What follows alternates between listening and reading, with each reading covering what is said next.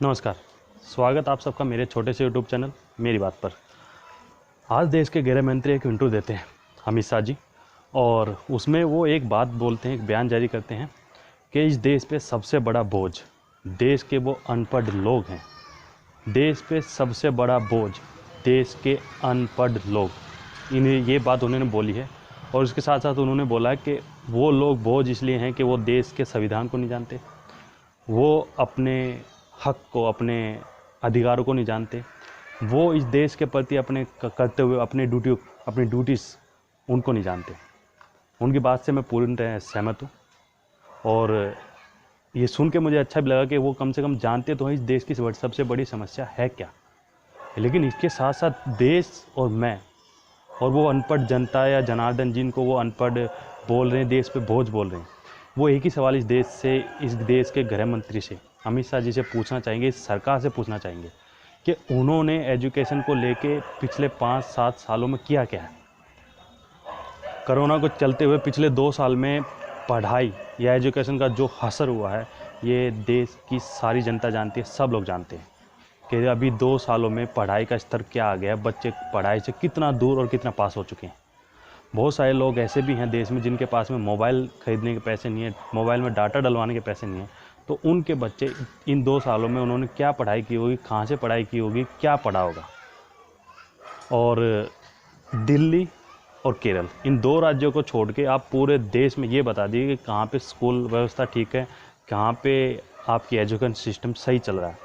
उत्तर प्रदेश की बहुत सारी वीडियोस आती हैं जहाँ पे रेलवे के एग्ज़ाम देने बच्चे छात्र जा रहे हैं और पानी में से तैरते हुए जा रहे हैं, तब जाके स्कूल में पहुँचा जा रहा है। और यही हालत देश के बहुत सारे इलाकों में, बहुत सारे स्कूलों की है। देश में हर दिन, हर महीने एक नया प्राइवेट स्कूल, एक नया हॉस्टल, एक हॉस्पिटल खुल जाता प्राइवेट। क्या कोई बता सकता है कि देश में एजुकेशन सिस्टम को लेकर सरकार कर क्या रही है। और इसके साथ साथ एक बात मैं सरकार को ये बोलना चाहूँगा कि सरकार को वोट देने में सबसे ज़्यादा अगर परसेंटेज किन्हीं लोगों की होती है तो वो अनपढ़ गँवार लोगों की ही होती है, जिन्हें लोग सरकार अनपढ़ गँवार बोलती है। क्योंकि बहुत सारे पढ़े लिखे लोगों को मैं ऐसा मानता हूँ और जानता हूँ कि वो वोट देते ही नहीं।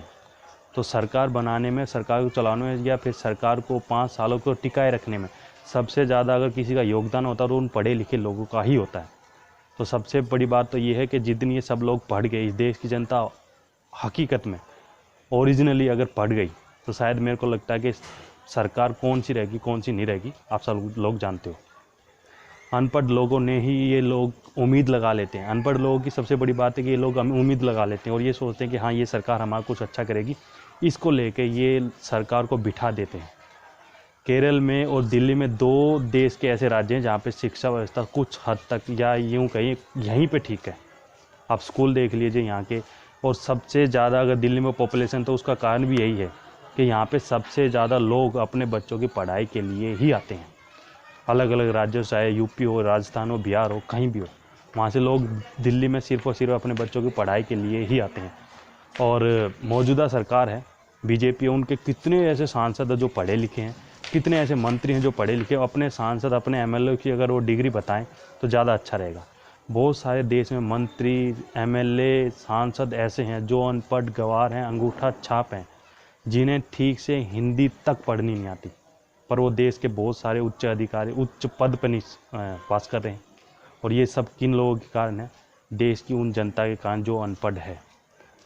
तो मैं चाहता हूँ कि पढ़िए और समझिए इस सिस्टम को, इस सरकार को, किस तरह से ये आपकी छाती पे आटा गूंद रही है और खुद ही खा रही है, और आपको भूखा रख रही है, और ऊपर से आपको ही गाली दे रही है, और आपके नाम से ही वोट मांग रही है। जो भी ये वीडियो देख रहे हैं, वीडियो देखने का माध्यम सिर्फ यही है कि अपने पास के लोगों को ये बताएं कि हम पढ़ क्यों रहे हैं, हम जी क्यों रहे हैं। बस पढ़ाई करिए, पढ़ाई से अगर कुछ खुल सकता है तो खुल सकता है, इसके अलावा किसी चीज़ से कोई रास्ता नहीं खुल सकता। दिमाग खुलेगा, सब कुछ खुलेगा। जय हिंद, जय भारत। वीडियो की क्वालिटी थोड़ी ख़राब है, सॉरी, माफ़ी चाहूँगा। जिन्होंने वीडियो देखी उन सबका धन्यवाद। Thank you for watching. अगर वीडियो में कुछ भी अच्छा लगा तो लाइक करें, शेयर करें, और #अमित शाह।